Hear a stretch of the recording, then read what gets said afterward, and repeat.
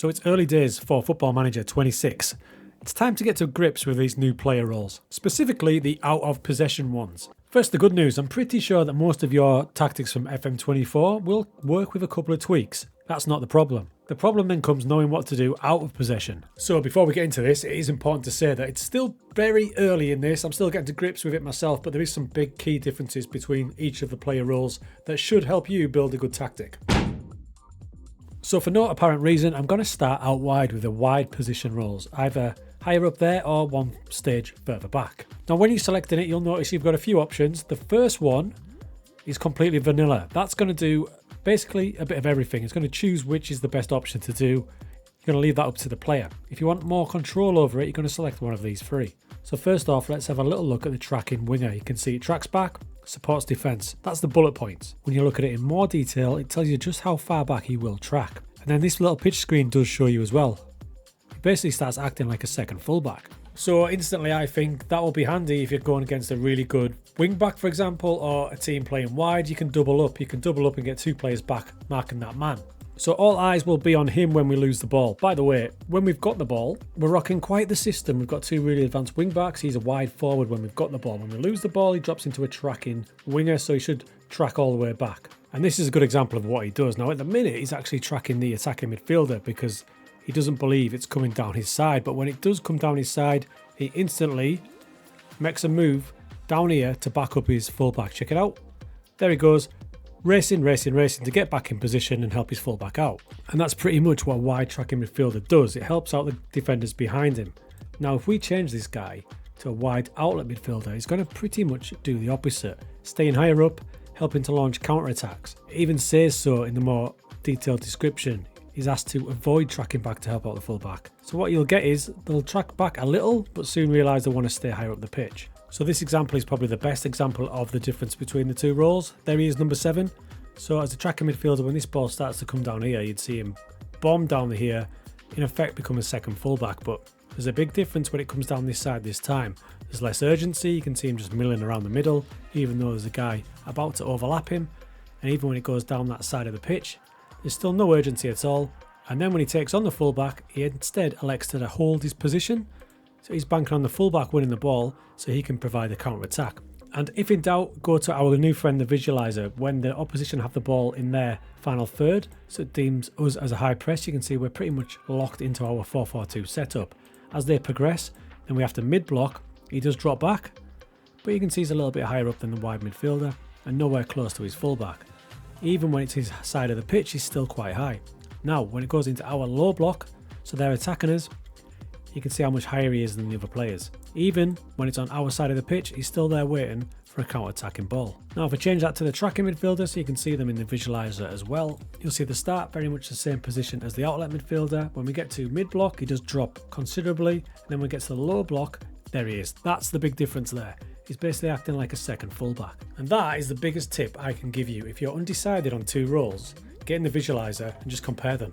In fact, if you put one on one side and one on the other, you'll see exactly the difference. Just like here, my two wide guys got a tracking midfielder that side and outlet midfielder that side. In the visualizer at the start, pretty much the same. Outlet midfielder is a little bit higher, but the differences start almost immediately when we get into our mid block. You can see how much higher he is than the tracking midfielder. And then when we get to the low block, they are basically the complete opposite. Look at that. So you can use that theory on the strikers as well. For your strikers, you've got centre forward, tracking centre forward, central outlet and splitting outlet. The only difference between the central and the splitting is the central will do just that. He stays in the middle area, whereas your splitting centre forward will sit a bit wider.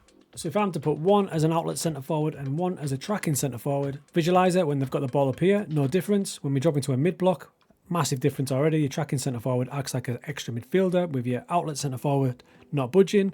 And when we get to your low block, there you go again. So he's going to be a counter attack. This guy's acting like an extra defender. Keep that philosophy for your attacking midfield zone as well. You see attacking midfielder there. Remember, if it's vanilla like that, he's going to choose the best option. He'll do one of the two. Then you've got your tracking attacking midfielder who will drop back and your outlet midfielder who will stay a bit higher.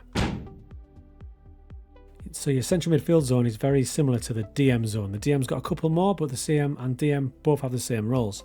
You've got your vanilla one, then you've got a presser. So the presser does exactly that. He moves up and presses the opposition. So if you're a high press team wanting to win the ball back like a counter press, he's probably ideal.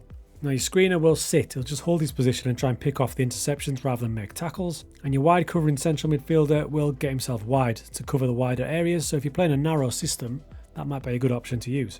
I will say the short time I've played this is the one where you don't see as much movement. You can see there the pressing central midfielder is higher up than the wide central midfielder. When you go to his side of the pitch, he does get himself over there. And on this side of the pitch, the PCM does get over there as well, so there's not a great deal of difference between the two roles.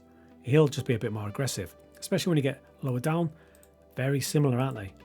So in DM, you've got basic DM, which will do a little bit of everything. Drop in DM, so that's a really cool one because he goes back and goes into an extra centre-back. But importantly, he doesn't do that, if you'll notice here, till he gets right in your final third. So then he makes the decision to drop in. Your pressing DM is just like what we've just seen, where he will step up.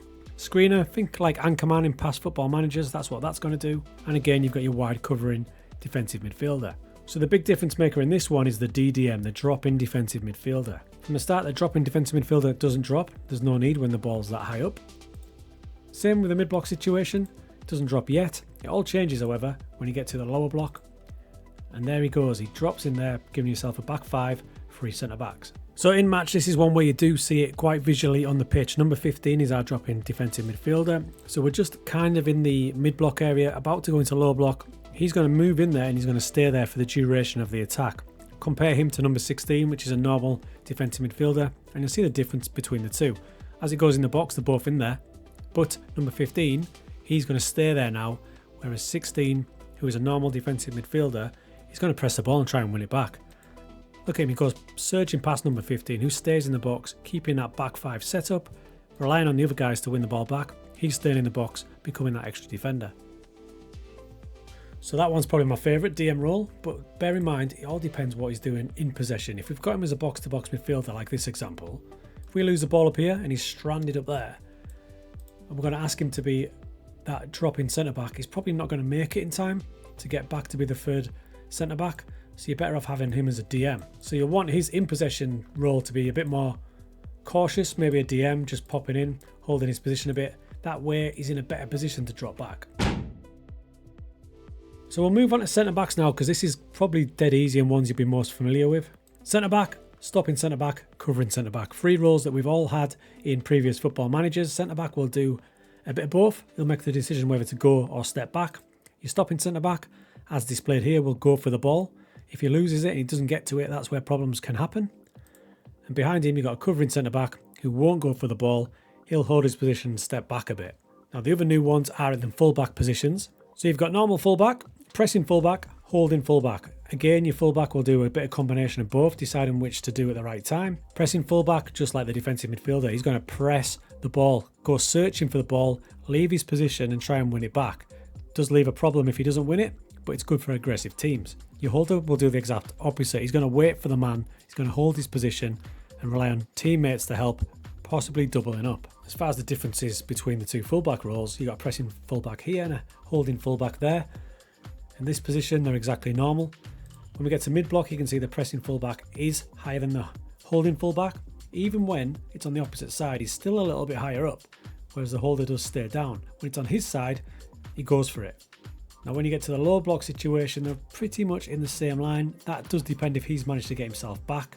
So this is another one of those where you need to think about what you're doing in possession for the out of possession. So if I've got him as a holding fullback, for example, but in possession, I've got him as an advanced wing back, he's going to be up here, we lose the ball, then all he's going to worry about is running back to hold his position. So it's probably not the best combination. So you need to think of your combinations as well as the roles. And of course, you've even got them for the goalkeeper this time, which is very cool. We've got a standard, we've got a sweeper keeper, which we all know comes off the line, tries to sweep up. So if you're using a high line, he's a good one to use, just like that. Or you've got a line holding goalkeeper who's going to rely on his saves, his ability in goal to stop the chances going in, holding his position, just being a bit more cautious. So basically we've got a bunch of extra roles, and when you break them down they are very cool, but we just need to be careful about how we're combining them with the in-possession stuff to get the absolute perfect setup. And remember, there's absolutely no limit to what you can try. You could even try, if you really wanted to, having every one of your attacking players as outlet players. Although I probably wouldn't recommend it, because that would just be absolute carnage. Yeah, we better try that.